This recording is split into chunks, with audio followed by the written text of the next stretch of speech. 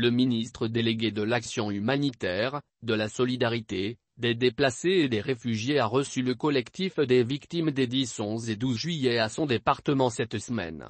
C'était une toute première depuis le drame survenu l'an dernier lors des hostilités contre l'ancien régime d'Ibk. Le ministre a donné des assurances aux victimes.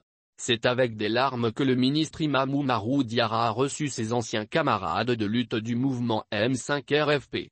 Une soixantaine de personnes toutes victimes des tueries des 10, 11 et 12 juillet 2020. Des parents, des frères et des proches des personnes décédées et des blessés, tous sous l'égide de leur président Seydou Doumbia et leur porte-parole, Abdoulaye Sidibé, ont eu à échanger avec le ministre Imam Diarra. Les échanges ont porté sur la situation des victimes et les actions que le gouvernement envisage à leur endroit. Au dire du ministre Diarra, une loi d'indemnisation est en cours d'élaboration pour prendre en charge toutes les victimes du Mali, aussi bien celles des 10, 11 et 12 juillet 2020. La prise en charge financière et autres seront effectuées par le ministère de la Réconciliation et de la Paix au Mali, a précisé le ministre.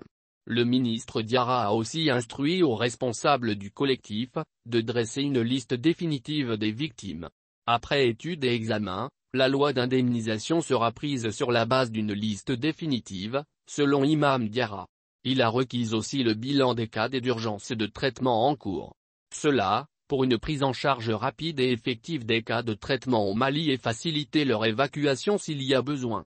Pour ce faire, des instructions seront données aux différentes structures en charge des indigents. Le président de la transition, le colonel Assimi Goïta et son premier ministre Tchogel Kokala Maïga sont tous engagés dans ce sens, a rassuré le ministre. Rassurés, les victimes à travers leur président Seydou Doumbia ont remercié le ministre Imam Oumarou Diarra pour cette initiative et le gouvernement pour la loi d'indemnisation en cours. À les en croire, le ministre Diarra a déjà participé à l'évacuation et la prise en charge en Tunisie d'un blessé pour une opération à hauteur de plusieurs millions de nos francs CFA sur fonds propres. Il a aussi initié à son département le financement de projets pour les familles qui ont perdu un membre lors de l'événement. Des financements à hauteur de 2 millions de CFA et aussi des mototaxis, des dons de vivres et autres actes de bienfaisance à l'endroit des victimes. Des instants pleins d'émotions ayant fait pleurer le ministre qui dit connaître ce que c'est qu'une victime.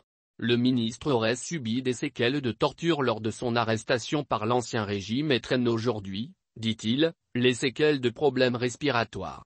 La rencontre a pris fin par des prières et des bénédictions à l'endroit des défunts et blessés.